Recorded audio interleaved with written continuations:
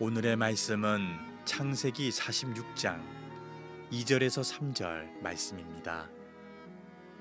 그 밤에 하나님이 이상 중에 이스라엘에게 나타나 이르시되 야곱아 야곱아 하시는지라. 야곱이 이르되 내가 여기 있나이다 하매 하나님이 이르시되 나는 하나님이라. 내 아버지의 하나님이니 애굽으로 내려가기를 두려워하지 말라. 내가 거기서 너로 큰 민족을 이루게 하리라. 아멘. 이 마스크가 지금 저희 교회에서 제작한 그 유명한 C2 패션 마스크입니다. C2는 영어로 City to City 줄임말인데 도시와 도시를 연결하는 그런 뜻을 담은 저희의 선교의 마음을 담은 그런 이름입니다. 이 마스크 하나가 팔릴 때 여러분이 한 개를 필요한 것에 기부하게 됩니다. 네이버에서 C2 마스크를 검색하시면 구매할 수 있는데 이미 많은 분들이 이 마스크를 구매하고 계시고, 이 마스크는 써보지 않으면 뭐가 좋은지 잘 모릅니다. 여러분들이 직접 경험해 보시고 정말 좋은 일에 여러분의 삶과 또 섬김이 나눔이 될 수 있도록 함께 해주시면 고맙겠습니다. 우리의 속담 가운데 돌다리도 두들겨 보고 건너라 라는 말이 있습니다. 신중하라는 얘기입니다. 안전할 것 같고 걱정할 것 없을 것 같아도 신중하게 생각하고 행동하라 라는 뜻을 가진 속담일 것입니다. 때로는 무심코 별일 없겠지라고 지나쳤던 작은 구멍이 언젠가 우리 인생을 망가뜨리곤 할 때가 참 많습니다. 저는 돌다리도 두들겨 보고 신중히 건너야 한다라고 하는 이 말을 오늘 예배하면서 가장 기억해야 될 부분이 우리의 영혼의 문제라고 생각합니다. 때때로 많은 그리스도인들이 순풍이 불고 걱정이 없고 일이 잘 될 때 하나님께서 내 앞길을 인도해 주시니까 걱정 안 해도 되겠다라고 기분에 취해서 영혼의 틈을 놓치는 그리스도인들이 많습니다. 그래서 우리는 잘 될 때도, 하나님께서 우리 영혼의 순풍을 불게 하실 때도 더욱더 신중하고, 왜 나에게 형통의 복을 주시는지, 왜 나에게 순풍을 허락하시는지 그 하나님의 깊은 뜻을 영적으로 발견할 수 있어야 됩니다. 오늘 창세기 46장에 요셉과 야곱의 이야기를 통해서 잘 나갈 때 더 신중해야 된다라고 하는 하나님의 음성을 듣기를 원합니다. 지난 시간에 요셉이 형들 앞에서 드디어 자신의 정체를 밝히는 모습을 소개해 드렸습니다. 형들은 엄청난 충격을 받지요. 그리고 이집트 왕은 요셉을 너무 사랑했기에 그의 충성을 보고 이방인이었던 그의 가족들, 아버지를 모셔와도 좋다라고 허락을 하고 왕이 도와줄 수 있는 최고의 국가의 권력을 다 동원해서 요셉의 가족들을 데려오도록 허락을 합니다. 자, 이제 모든 준비를 마친 이 11명의 형제들이 요셉과 작별 인사를 하고 파라오 왕이 내어준 경원들과 함께 요셉의 고향 가나안 땅으로 출발을 합니다. 이 장면에서 이집트의 대부분 형제들이 남아있고 대표로 몇 사람만 가서 아버지와 가족들을 모셔와도 될 텐데 왜 11명의 모든 형제들이 다 함께 집으로 간 걸까? 두 가지 이유가 있습니다. 하나는 이미 11명의 형제들은 막내 베냐민을 포함해서 이미 다 결혼을 해서 아내와 자녀들이 있었습니다. 그러니까 아버지 야곱만 모셔오면 되는 것이 아니라 자기의 가족들도 챙겨야 하기 때문에 각각 자기 가정의 가장이기 때문에 가정으로 돌아가야 되니까 다 가야 했을 것입니다. 두 번째는 아버지 야곱에게 대표로 누군가 와서 하는 말을 믿지 못할 수도 있습니다. 11명 모두가 다 가서 우리가 이렇게 안전합니다 라고 말씀드려야 아버지가 안심할 수 있다고 생각했겠죠. 그래서 11명 모두가 함께 집으로 떠나는 겁니다. 한편 아들들을 이집트에 보내놓고 아침부터 저녁까지 정말 편히 앉아서 또는 밤이 되어 편히 누워 잠을 잘 수 없었던 아버지 야곱, 이 아들들이 돌아올 때까지 한순간도 편할 날이 없었습니다. 인질로 잡혀있는 시몬은 건강할까? 그리고 자기가 그렇게 아끼고 걱정하고 사랑했던 막내 베냐민은 안전할 수 있을까? 이런저런 걱정들 때문에 아버지 야곱은 잠시도 가만히 있을 수가 없었습니다.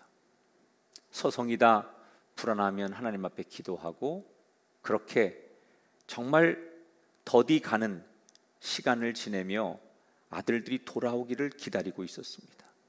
그런데 어느 날 저 멀리서 상인처럼 보이는 한 그룹이 눈에 들어옵니다. 얼핏 보아도 낙이 수십 마리의 수많은 인파들, 그리고 그 옆에는 아주 멋진 화려한 고급 수레까지 끌고 오는 한 무리가 있었습니다. 도대체 누굴까? 그리고 한참을 쳐다보는데 드디어 저쪽에서 먼저 자기를 부르는 겁니다. 아버지, 저희가 왔어요. 그리고 제일 먼저 달려오는 아들이 막내 베냐민과 감옥에 인질로 잡혀있던 시몬이었습니다. 어리둥절한 아버지 야곱은 아들들을 차례로 바라보며 이게 도대체 어떻게 된 거냐? 이게 다 뭐냐? 이렇게 질문을 합니다. 이때 머뭇거리던 아들들이 아버지에게 불쑥 놀랄 만한 이야기를 합니다. 아버지, 요셉이 살아있어요. 요셉이 이집트의 총리가 돼 있어요. 이집트의 그 유명한 총리가 바로 요셉이에요. 분명히 22년 전에 죽은 줄만 알았던 요셉이 살아있다라고 하는 말을 아버지 야곱은 믿을 수가 없었습니다. 아들들이 천천히 이집트에서 있었던 일을 전해줍니다. 요셉과 함께 식사했던 일, 베냐민이 체포되었던 일, 그리고 요셉이 드디어 자신의 과거를 다 드러낸 일 하나하나를 다 설명합니다. 그리고는 이집트의 왕이 내어준 그 화려한 수레와 요셉이 전해달라고 한 여러 가지 선물들을 보여주며 요셉이 분명히 살아있다라고 얘기를 하자 그때서야 확신을 갖게 된 아버지 야곱은 내가 죽기 전에 요셉을 한 번만 봤으면 소원이 없었을 텐데 죽은 줄 알았던 그 아들이 살아있다니 내가 당장이라도 그 아들을 만나러 가야 되겠다. 그리고 아버지 야곱은 흥분하기 시작합니다. 서둘러 볼 것도 없다. 떠나자. 그리고 가족들을 재촉해서 이집트 왕이 준비해준 수레에 올라타고 드디어 몇십 년 살던 헤브론 땅을 야곱은 아들들을 데리고 떠나게 됩니다. 얼마 안 있으면 22년 만에 죽은 줄 알았던 그 사랑하는 아들 요셉을 만날 수 있다라는 그 생각에 얼마나 마음이 흥분이 되고 서둘러지는지 재촉합니다. 빨리 가자. 왜 이렇게 더딘 거냐? 더 서둘러라. 그러나 야곱의 생각만큼 그들은 빨리 갈 수가 없었습니다.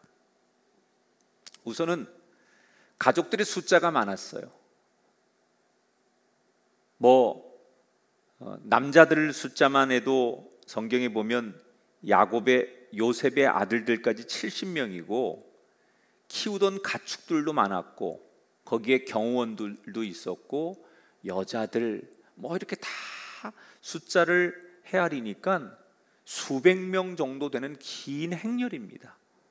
그러니 혼자서 가는 것처럼 마음에 그 바쁜 것처럼 그렇게 빨리 갈 수가 없는 행렬이었어요.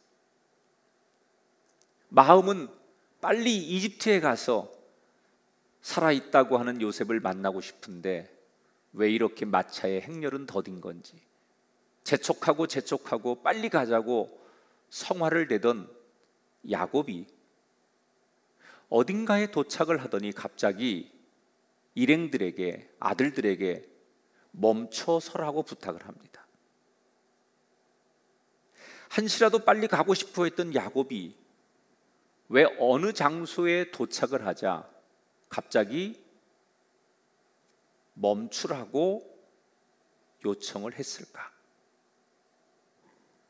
여기에는 숨겨진 이유가 있습니다. 오늘 46장 1절에 보면 그가 도착한 곳이 브엘세바예요. 브엘세바에 이르러 하나님께 희생 제사를 드리니. 야곱이 지금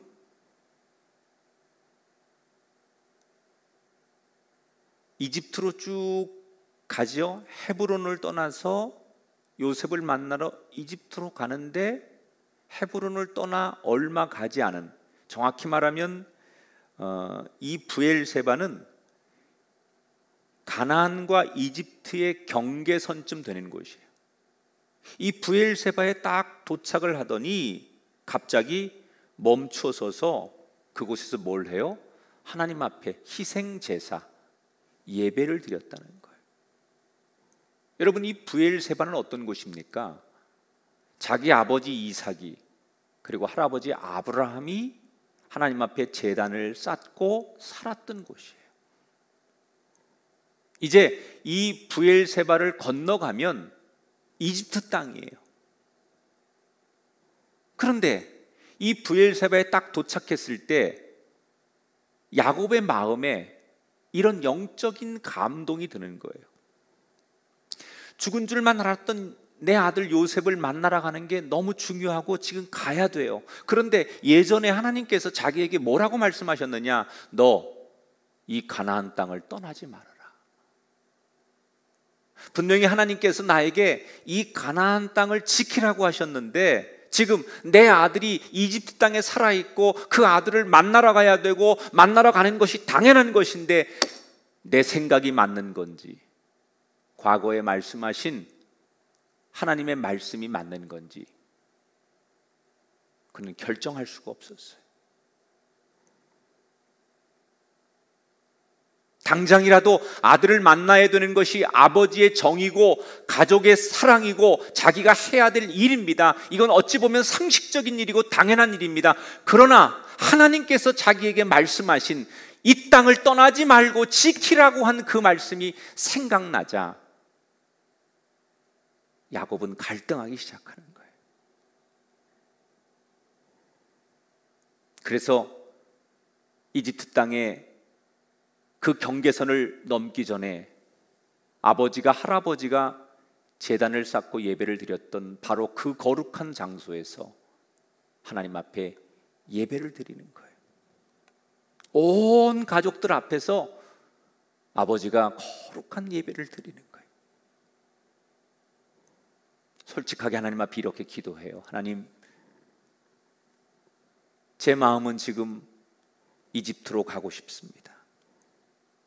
그러나 하나님께서 저에게 이 땅을 떠나지 말고 지키라고 말씀하셨는데 그 말씀을 기억하기에 내가 당신께 여쭙습니다. 내가 가야 됩니까? 가지 말아야 합니까? 여러분, 이 야곱이라고 하는 사람의 인생은 우리가 알던 야곱은 이런 사람이 아니었어요. 과거에 그 야곱은 자기가 하고 싶은 대로 하던 사람이에요. 자기가 하고 싶은 일이 있으면 아버지를 속여서라도, 형을 속여서라도, 어떤 수단과 방법을 가리지 않아서라도 하고 싶은 일을 해내고 그것을 성취하는 그런 스타일이었어요. 그런데 세월이 지나면서 하나님 앞에 다듬어진 야곱은 성숙해지면서 달라졌어요. 아무리 내가 하고 싶은 일이 있고 내 생각이 중요해도 하나님의 뜻이 아니면 멈춰서야 된다는 걸, 그 세월의 많은 사건 속에서 그는 경험했고 깨닫고 바뀌어져 있었어요. 여러분, 신앙의 아름다움의 열매는 바로 이런 성숙이에요. 젊을 때는 내 고집 또는 내 생각, 사람의 의견, 이성적인 판단, 이런 것들을 중요하게 생각했지만 하나님 앞에 신앙의 끈을 놓지 않고 훈련되고 말씀으로 다듬어지고 하나님을 만난 사람들의 삶의 성숙함은 뭐냐? 내 생각을 접고 하나님의 생각과 하나님의 뜻에 나를 자꾸 맞출 줄 아는 사람. 저는 오늘 이 설교를 듣는 모든 성도들에게 여러분의 인생이 이런 성숙한 방향으로, 아름다운 방향으로 변화되기를 주의 이름으로 축원합니다. 여러분, 때때로 우리 삶에 야곱처럼 아주 중요한 결정을 해야 되는데 판단이 서지 않을 때가 있어요. 분명히 내가 하고 싶은 일, 해야 되는 일, 또 당연히 이걸 했으면 하는 그런 인간적인 생각, 아주 중요한 문제예요. 이걸 놓치면 안 돼요. 그런데 정말 이것이 영적으로 하나님이 원하시는 일일까? 이것이 판단이 서지 않을 때 우리가 해야 할 일, 오늘 성경은 분명하게 가르쳐줘요. 가던 길을 우선 멈추십시오. 그리고 판단이 서지 않을 때는 하나님 앞에 조용히 무릎 꿇고 예배자가 되십시오. 그리고 그 하나님 앞에 기도하십시오. 지금 야곱은 자신의 생각으로 판단이 되지 않을 때 멈춰섭니다. 급하게 서두르던 발걸음을 멈춰섭니다. 그리고 조용히 하나님께 답을 구합니다. 어떻게? 예배자가 되어서. 우리가 드리는 예배는 세상을 살면서 우리 스스로 선택할 수 없을 때, 우리 스스로 판단할 수 없을 때 하나님 앞에 답을 구하는 가장 좋은 통로가 예배자가 되는 거예요.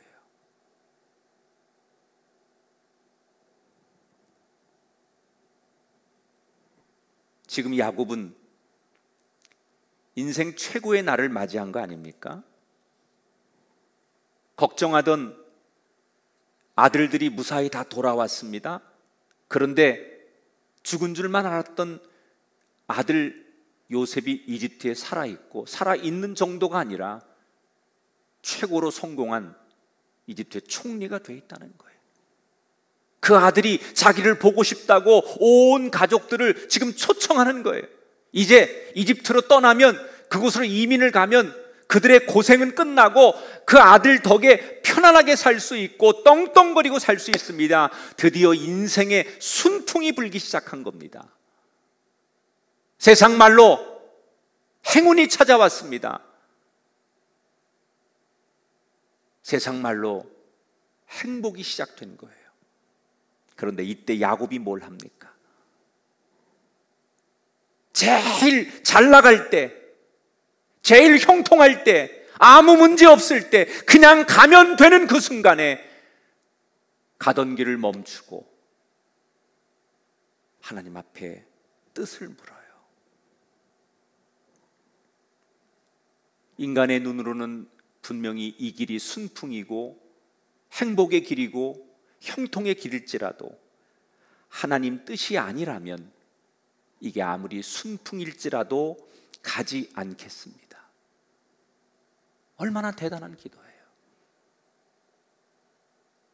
모든 사람들이 순풍이라고 말하는데, 모든 사람들이 미쳐 날뛰는데, 아무리 세상 사람들이 환호하고 아무리 세상 사람들이 좋아하는 길일지라도 하나님이 원하시지 않으면 이 순풍일지라도 멈춰 서겠습니다. 야곱의 기도는 그 마음을 담고 있는 기도였어요. 왜 그랬을까요, 야곱은? 왜 이렇게 좋은 기회를 스스로 머뭇거렸을까요? 야곱은 험난한 세월을 살아왔어요. 별의별 일을 다 겪었어요. 그리고 느끼는 거예요. 내가 보기에 내 생각에 잘 되는 것 같아도 하나님의 뜻이 아니면 인간이 형통하고 잘 되는 것 같은 것이 결국 아무것도 아니구나. 내가 볼 땐, 사람들이 볼 때, 다수가 볼 땐 잘 되는 것 같아도 하나님이 아니라고 하면 그것이 결국 아무것도 아니라는 것을 야곱은 험난한 세월을 통해서 경험한 거예요. 그래서 그는 이 노년에, 이 중요한 순간에 기도할 수밖에 없었어요. 여러분, 기도가 왜 중요합니까? 믿는 자의 기도는 반드시 응답한다는 거예요, 하나님께서.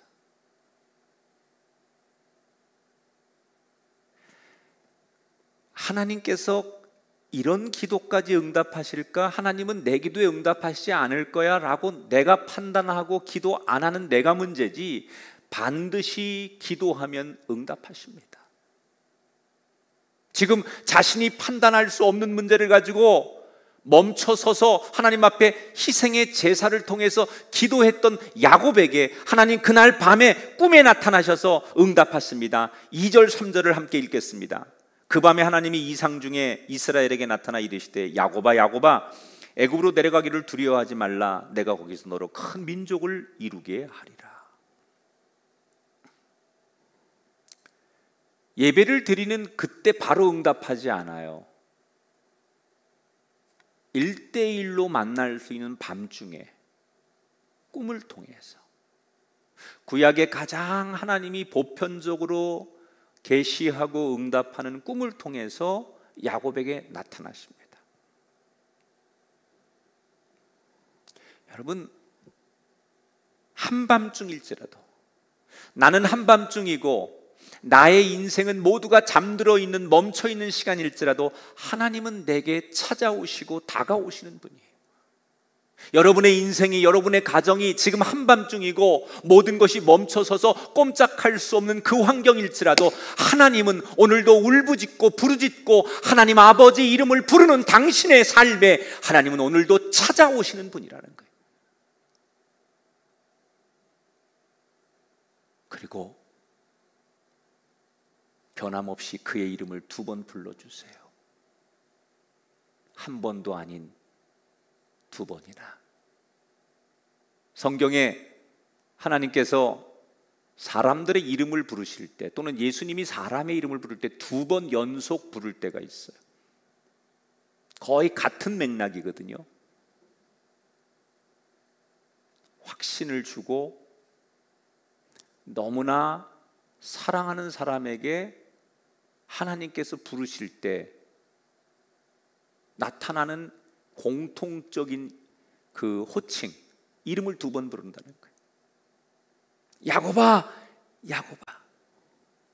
그의 이름을 잊지 않으시고, 나는 모진 세월 속에 세상 걱정, 자식 걱정, 먹고 사는 걱정 때문에 잠시라도 하나님의 이름을 잊고 사는 적이 있었지만 하나님은 내 이름을 잊은 적이 없어요.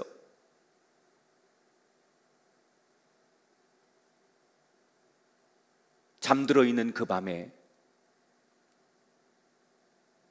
야곱에게 찾아오셔서 야곱의 이름을 부르신 하나님.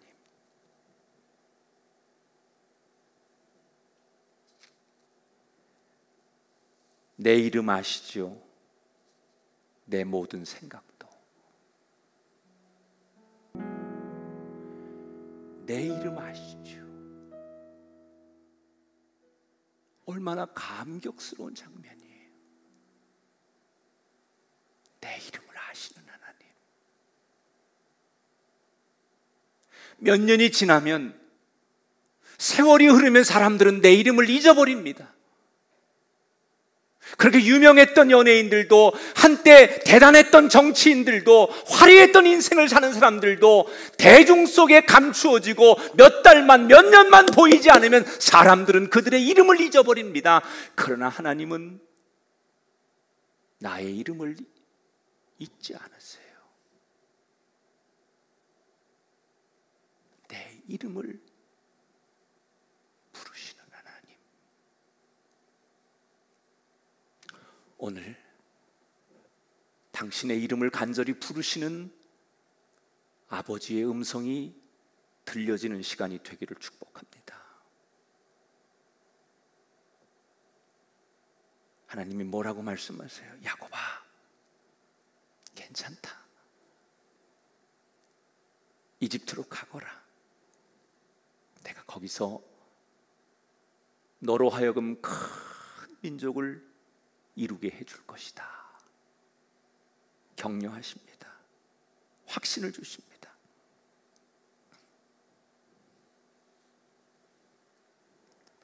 사실 처음에 야곱이 이집트로 출발할 때만 해도 아들에 대한 그리움, 아버지로서의 의무, 한 가문의 책임자, 이런 거로 출발한 거거든요. 그런데 시간이 지나면서 지금 하나님이 그에게 말씀하시는 건 뭐예요? 그저 한 아버지로서의 역할, 한 가문을 이루는 것으로서의 역할이 아니라 민족의 아버지가 되고 민족을 이루고 구원자가 되게 하려고 하는 하나님의 뜻까지 개입이 되기 시작했어요. 이걸 어떻게 야곱이 알게 되는 겁니까? 멈춰선 기도 덕분이에요. 너무 기뻐서, 행복해서 잠시 하나님을 잊어버리고 내 기쁨에 도취되어야 될 그 순간에도 하나님을 잊지 않으려고 하는 그의 삶의 태도가 하나님의 위대한 계획을 알 수 있도록 만든 거예요. 우리가 살다 보면 어느 때는 일이 정말 술술 잘 풀릴 때가 있어요. 왜 이렇게 일이 잘 풀리는지, 하는 일마다, 계획한 것마다, 기도한 것마다 너무너무 잘 될 때가 있어요. 여러분, 그때 우리가 해야 될 일이 있습니다. 야곱처럼 너무 잘 될 때, 너무 행복할 때, 너무 들떠 있을 때 차분하게 하나님 앞에 기도할 수 있어야 돼요. 잘 된다고 자신을 과시하지 마십시오. 잘 된다고 기쁨에 도취되지 마십시오. 스스로를 과신하고 우리가 기쁨에 도취되는 순간, 그 영혼의 빈틈으로 그 순간 죄가 그 사람에게 들어오는 거예요. 그 대표적인 사람이 다윗 아닙니까? 가장 잘 나갈 때 밧세바를 범하죠. 저는 잘 되는 것도 하나님의 뜻이고 안 되는 것도 하나님의 뜻이라고 생각해요. 하나님께서 우리의 삶을 잘 되게 하실 때 우리가 해야 될 것은 순풍에 담긴 하나님의 뜻을 알고 그 뜻대로 살 줄 아는 거예요. 사람들은 잘 되면 거기엔 하나님의 뜻이 없는 줄 알아요. 그래서 도취됩니다. 이제 걱정 안 해도 되고 기도하지 않아도 되고 나는 잘 됐으니까 이건 축복이니까 너무 그걸 과신합니다. 그래서 사람들이 기도가 멈춰지고 하나님 앞에 거룩한 자세가 흐트러집니다. 아닙니다. 성경은 우리에게 얘기합니다. 쉬지 말고 기도해라. 이 말은 어려울 때, 고난당할 때만 기도하라는 얘기가 아니에요. 형통할 때, 잘 될 때, 거기에도 기도가 필요하다는 거예요.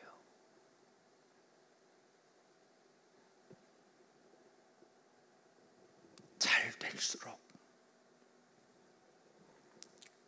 순풍을 만날수록 이제는 더 많은 기도가 필요하다는 것을 우리 모두 깨닫게 되기를 축복합니다. 하나님으로부터 응답을 받은 뒤에 비로소 다시 가나안 땅을 벗어나 이집트 땅으로 들어가는 거예요. 자, 지금 야곱의 가족들은 정확히 떠날 때 남자만 67명이에요. 그런데 흔히 이집트 땅에 야곱의 가족이 70명이 들어갔다고 하는데, 70명은 이제 이집트에서 기다리는 요셉과 요셉의 두 아들 므낫세와 에브라임을 합쳐서 70명이 되는 거죠. 물론 남자의 수만 70명이고 거기에는 부인들, 종들, 여러 며느리들 이렇게 다 합치면 지금 이동하는 사람들의 숫자는 수백 명이 되었을 거예요. 그런데 아무튼 이 70명이 이집트에 들어가서 나중에 이집트 땅을 그들이 떠날 때는 수백만 명이 되는 겁니다.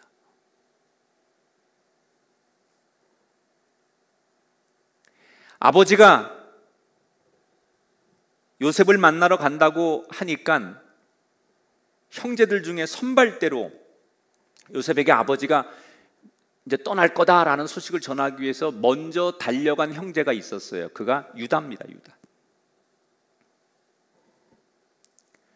이집트에 있는 요셉 동생에게 아버지가 마차를 타고 오시는 중이다 라고 하니까 이 요셉이 유다 형에게, 형님, 그 광야를 지나고 나면 제일 첫 번째 나오는 땅이 고센 땅입니다. 그 고센 땅 입구에서 제가 기다릴 테니까 거기서 만나도록 하지요. 그래서 유다는 아버지에게 곧바로 돌아와 온 가족을 고센 땅으로 인도하는 거예요. 자,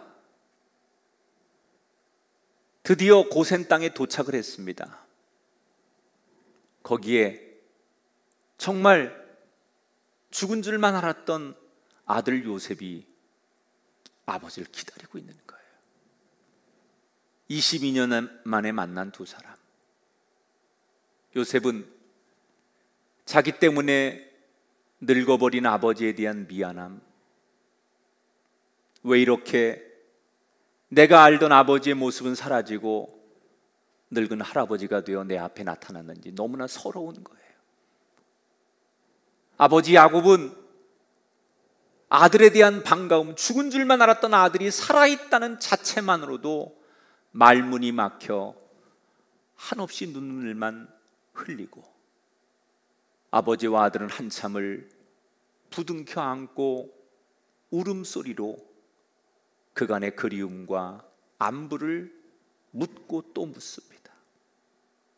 한참을 울고 서로 안부의 인사가 끝난 뒤 요셉은 가족들을 자기가 준비한 곳으로 안내를 하는 거예요. 그런데 여기서 형들이 표정이 점점 안 좋아지는 거예요. 왜 그러느냐? 형들은 동생 요셉이 이집트의 총리니까 요셉이 살고 있는 화려한 집, 이집트의 최고의 부유층들이 있는 그곳으로 자기들을 안내할 줄 알았어요. 그런데 지금 요셉이 자신들을 안내하는 곳이 어디냐? 종들을 부리며 화려하게 문명을 즐길 수 있는 이집트의 최고의 도시로 인도하는 게 아니라 전혀 기대와 다른 곳으로 자신들을 인도하는데, 거기는 어디예요? 화려한 문명이라고는 전혀 없는 곳. 대부분 이집트 사람들이 살고 있는 그 도시와는 너무나 동떨어져 있는 지역.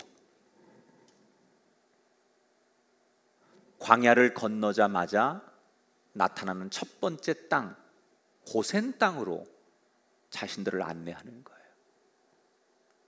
이곳에서 터를 잡고 이 고센 땅에서 앞으로 살라는 거예요. 형들은 환상이 깨졌습니다. 자신들이 이집트에만 가면 그 이집트 사람들처럼 동생 덕분에 종들을 거느리고 여기 휘황찬란한 금팔찌들을 하면서 멋있게 폼나게 살 줄 알았는데, 동생이 자신들에게 준 삶의 터전은 광야와 다를 바 없는, 문명이 없는, 그저 예전처럼 가축치며 농사를 지을 수 있는 그러한 환경의 땅, 고센 땅으로 자신을 인도하는 거예요. 왜 요셉은 더 화려하고 더 좋은 곳에 아버지와 가족들을 모시지 않은 걸까? 왜 자기가 살고 있는 그곳으로 아버지와 요셉을 모시지 않고 일부러 고센 땅으로 아버지와 가족들을 인도해 낸 걸까? 거기엔 그럴 만한 이유가 있었어요. 46장 34절을 볼게요. 애굽 사람은 다 목축을 가증히 여기나니 당신들이 고센 땅에 살게 되리이다. 자, 이집트 사람들은요, 가장 우습게 천하게 여겼던 사람들 중 하나가 가축을 치는 목자들을 너무 그냥 정말 경멸의 대상으로 보는 거예요. 그런데 지금 아버지와 요셉의 형제들은 가축을 치며 사는 사람들이잖아요. 그러니까 이들을 만약에 이집트 사람들 속에 집어넣으면 분명히 이집트 사람들은 자기 아버지와 형제들을 정말 사람 취급 안 하고 경멸의 대상, 인간 취급 안 하고 대할 것을 뻔히 알고 있었다는 거예요. 왜 이집트 사람들은 가축을 치는 목자들을 그렇게 경멸하게 되는 걸까? 두 가지 이유가 있습니다. 이집트 사람들은 농사를 짓는 농경 문화에 익숙한 사람들이고, 가나안 사람들은 유목민들이에요. 근데 이집트 사람들의 눈에는, 농사 짓는 사람들의 눈에는 저 유목민들은 일정한 거주지도 없이 양들을, 염소를 이끌고 정처 없이 떠돌아다니는 사람들이에요. 그러니까 저 사람들은 근본이 없는 사람들이에요. 교양도 없고 무식하고 야만인이에요. 그렇게 느끼는 거예요. 그런데 또 하나 이유가 있어요. 이집트 사람들은 되게 가축들을 신성하게 여깁니다. 소나 양 이런 걸 되게 신성하게 여기는데, 이 유목민들은 이 가축들을 여러분 거칠게 다루잖아요. 그게 자기들에게 양식이잖아요. 잡아먹잖아요. 그러니까 문화적으로 이집트 사람들이 볼 때는 저 야만인들, 자기들이 신성하게 여기는 것을 함부로 잡아먹는 저 야만인들은 사람도 아니다, 늘 그런 생각을 가지고 있었기 때문에 이집트 사람들 가까이 들어간다는 것은 행복한 삶을 살 수 없다고 생각한 거예요.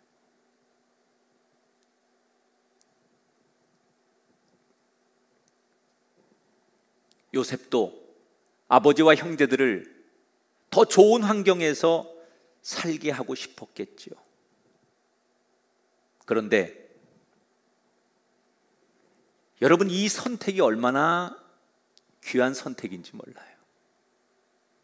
훗날 이집트 사람들하고 이 야곱의 가족들이 떨어져서 분리되어서 산 것이 복이 됩니다. 왜냐? 분리되어서 따로 살다 보니까 이방 문화에 섞이지 않은 거예요. 그래서 신앙을 지킬 수 있었던 거예요.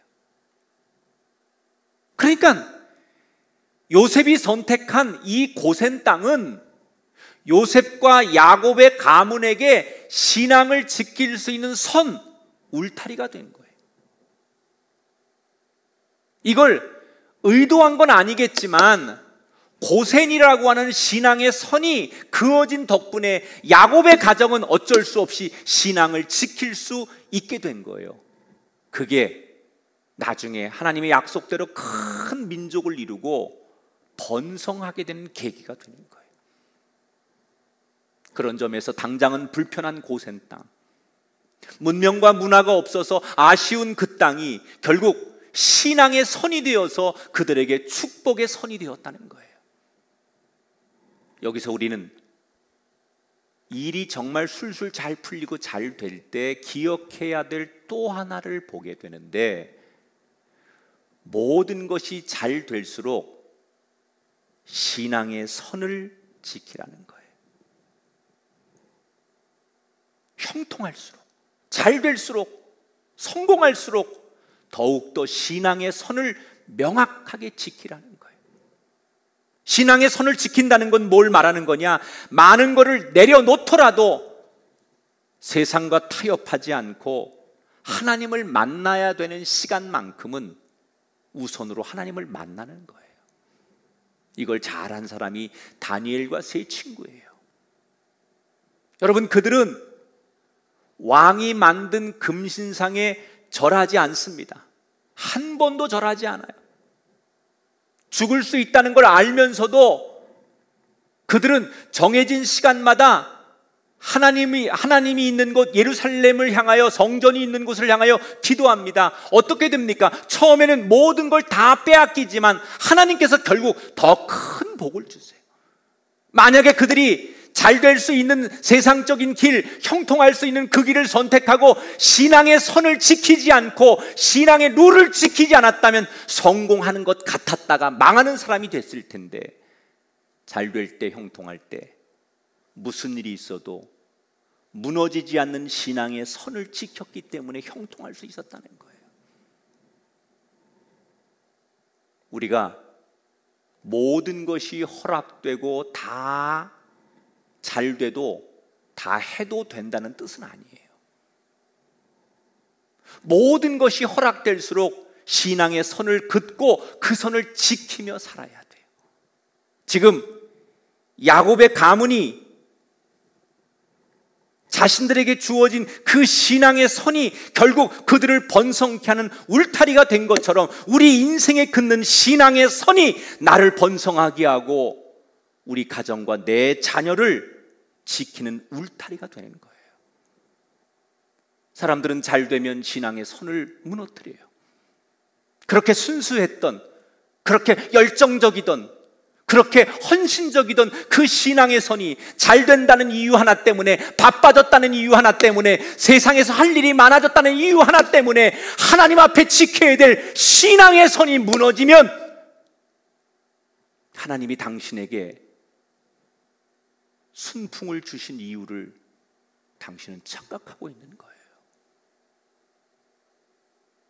잘 될수록 신앙의 선을 더 명확하게 긋고 살아야 돼요.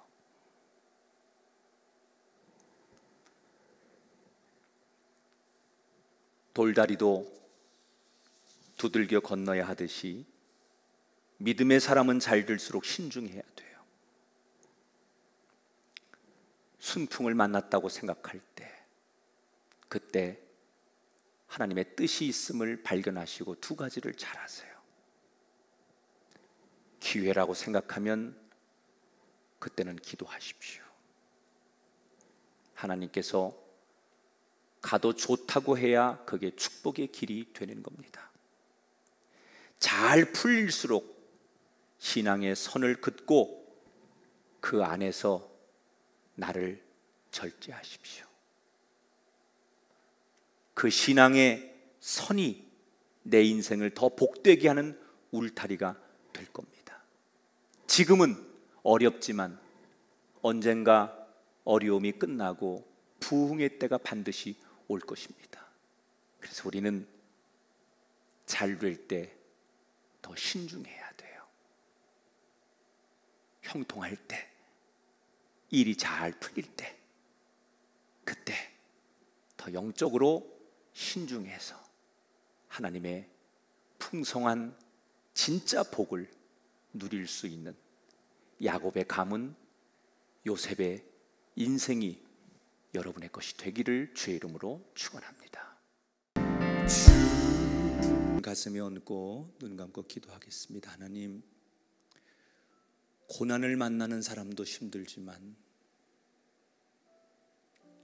순풍인 줄 알고 이젠 됐다고 생각하고 안심하며 더 큰 난관에 부딪히는 사람은 더 아련하고 더 가련합니다. 내가 그런 사람 되지 않게 하옵소서. 고난의 때는 엎드려 울부짖고 주님을 찾는 경건한 마음이 있다가도 나태해지고 형통해질 때 무너진 우리 자신들을 바라보며 야곱처럼 세월의 교훈을 통하여 성숙해질 줄 알게 하셔서 가던 길 멈추고 하나님, 이 길이 맞습니까? 라고 물을 수 있는 예배자 되게 하시고 그 한마디의 기도를 드릴 줄 아는 자 되게 하시고 형통하고 잘 될 때일수록 명확한 신앙의 선을 긋고 그 선이 나를 지킴을 깨닫는 우리들 되게 하여 주옵소서. 이렇게 답답하게 화면을 통해 예배하는 안타까운 마음들, 속상함들이 있지만 그래도 이렇게 예배할 수 있음을 감사하고 좋은 날 주시면 진정한 예배자 되겠다는 우리의 마음이 흐트러지지 않도록 그런 날 속히 이 땅에 다시 허락하시고 그리운 성도들 만나도록 은혜를 더해 주시며 특별히 힘들고 어려운 선교사님들과 작은 교회의 교역자들 또는 그 교회를 섬기는 많은 사람들에게 하나님의 위로와 은총을 허락해 주옵소서. 병든 자 위에 중보합니다. 육신의 고통, 아픔, 가정의 슬픔 견딜 수 있도록 힘주시고 위로하시고 고치는 은혜를 허락해 주옵소서. 우리가 드린 11조 감사헌금 주일헌금 모두 위에 하나님 기억하시고 하늘의 신령한 축복과 이 땅의 기름진 축복을 우리에게 허락하여 주옵소서. 이제는 우리 주 예수 그리스도의 은혜와 하나님 아버지의 극진하신 사랑하심과 성령님의 감화 감동 역사하심이 우리 가운데 영원토록 함께 하기를 축원하옵나이다.